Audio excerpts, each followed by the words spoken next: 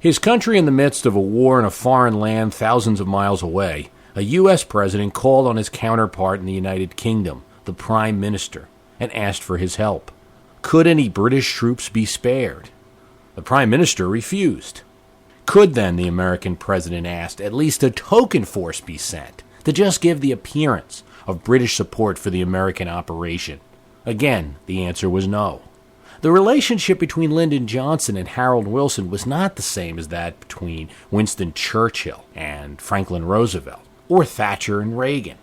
A Labour Party Prime Minister, Harold Wilson was concerned that any involvement with the Vietnam War, the war that the French had so recently abandoned, would doom his politics. And as a result of his refusal, Lyndon Johnson in turn would refuse to see Wilson when he wanted to come to the United States and make an appearance. No sense crossing the Atlantic to flap our coattails, Lyndon Johnson said in a letter to Wilson. The bond between George W. Bush and Tony Blair, which has been devastating for Blair's politics, and certainly the key reason why Tony Blair will be stepping down this month, is an example of the odd relationship that's developed in modern times between our chief executive and that of the old mother country. The first British Prime Minister a declared independent America had to deal with was Lord North. He insisted that colonial taxes passed by Parliament be collected, and he saw through the prosecution of the war. Initially, the Revolutionary War was good for Lord North's politics, until the Battle of Saratoga, which was an unexpected and huge victory for the Americans, raised questions about North's government, especially from opposition Whigs, who grew in Parliament during the Revolutionary War, particularly after the Battle of Saratoga. After the Battle of Yorktown, Lord North lost a no-confidence vote in Parliament, and government was handed over to the Marquis of Rockingham, a Whig who had supported American independence. Very often in the Revolutionary War, we talk about the battles, and certainly the key Battle of Yorktown. It's certainly accurate history to say that that ended the Revolutionary War. But what truly ended the Revolutionary War was what occurred in the British Parliament after the Battle of Yorktown, and that is that Lord North's government collapsed. The Whigs were successful in obtaining a majority, and the king, King George III, was forced to accept a Whig government. He detested the Whigs, but he had no choice. Although the Marquis of Rockingham died months into office, his successor, the Earl of Shelburne, would continue peace with America and eventually would sign the Peace Treaty of Paris in 1783. And although that wouldn't be the end of troubles between England and the United States, it certainly was a generous peace document. One prime minister who caused problems for America was Lord Palmerston, prime minister during the Civil War. Palmerston was a believer in British gunboat democracy. He had supported independence movements in Hungary and Italy in an attempt to undermine Austria's power. So when the Confederates announced their independence, Palmerston was eager to jump in the war and support the South. Queen Victoria, however, insisted on British neutrality, and eventually British working people would side with the North, fed up with the Confederacy's cotton embargo. The Confederacy engaged in a cotton embargo of England in an attempt to force them into siding with them in the Civil War. It had the opposite effect. The working people of England, now out of jobs because the cotton wasn't coming in, supported the North. Grover Cleveland suffered from British support much as Tony Blair now suffers from American support. But it was support he did not seek. During his bitter 1888 re-election attempt, an anonymous letter writer reached out to Sackville West, who was then Britain's ambassador to the United States. This letter writer asked the British ambassador who he should vote for in the U.S. presidential election.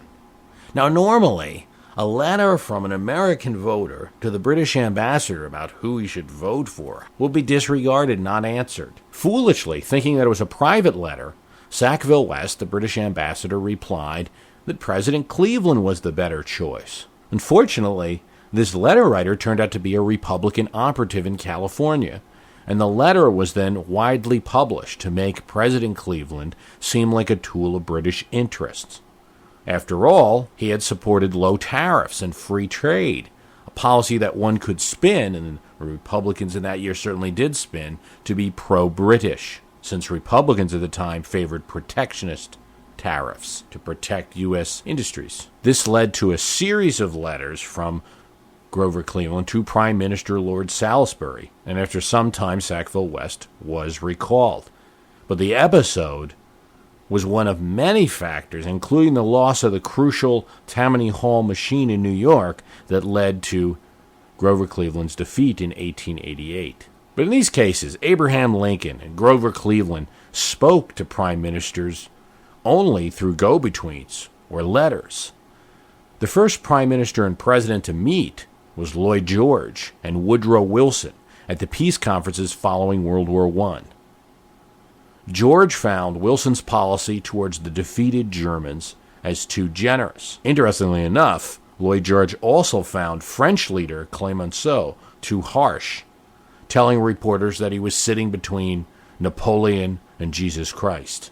In the end, the demands of Lloyd George and the French forced Woodrow Wilson to accept a harsh treaty that was then imposed on the Germans, the terms of which were exploited by Republicans in Midwest German-American communities in the 1918 midterm elections, which were a disaster for Wilson's administration. While Labor Prime Minister Ramsay MacDonald visited America in the 1920s and was the first prime minister to do so, the most famous relationship, and the one that sets the precedent for those that would follow, is that between Winston Churchill and Franklin Roosevelt. The relationship was born out of necessity. England had no allies against Germany outside of the British Commonwealth and needed help from America. And to some extent, Roosevelt delivered, selling military supplies to England and eventually passing the Lend-Lease program, which would allow them to buy weapons now and pay after the war. But chummy as it was, the bond was not as strong as some historians presented. For his part, FDR feared that Churchill might be trying to rebuild the British Empire, and thus went out of his way to work with Stalin, refusing a private meeting with he and Churchill before the Yalta Conference that would determine much of how post-war Europe would go. Nonetheless, the Churchill-FDR model set the precedent, to be followed when Churchill would again be prime minister in the 50s, and Eisenhower, who also had a good relationship with Churchill from World War II, was president. But his successor, Anthony Eden, would get on Eisenhower's bad side when he joined with Israel and the French in the Suez Crisis. British troops, along with Israelis and French, paratrooped into Suez to take over the canal from the control of the Egyptians. Eisenhower did not approve of the show of force, and eventually threatening to sell government reserves of British pounds, he forced Eden to back down and remove British troops from Suez. As a result of the Suez Crisis, Anthony Eden was forced to resign as prime minister. Harold Macmillan, Eden's successor as prime minister, fared a lot better with John F. Kennedy and began one of the first programs of U.S. missile deployments in the UK.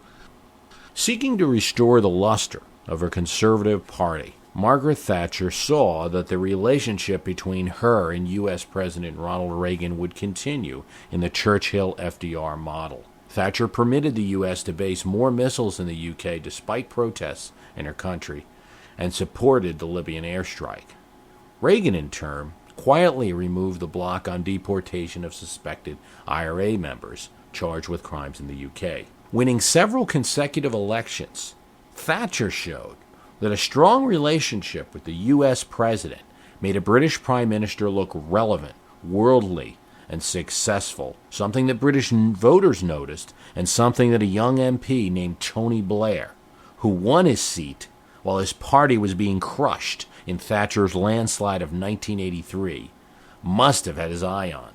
Once he became prime minister, Blair took advantage of opportunities to cooperate both with Bill Clinton in Bosnia and Kosovo, and then with George W. Bush in Iraq. Harold Wilson's recent experience had been the French defeat in Vietnam. Blair had eyed Thatcher's successes, so while Harold Wilson rebuffed Lyndon Johnson, Blair accepted the invitation of George W. Bush, with disastrous results. So often, present decisions are made based on history, but just as often those decisions are made without a thorough research of all history. Today's actors, it often seems, base their decision just on the most recent history, same way that the news media makes its predictions and calls. The relationship between the British Prime Minister and the American President is often a double-edged sword and cause problems for both parties. With history beating up politics, I'm Bruce Carlson.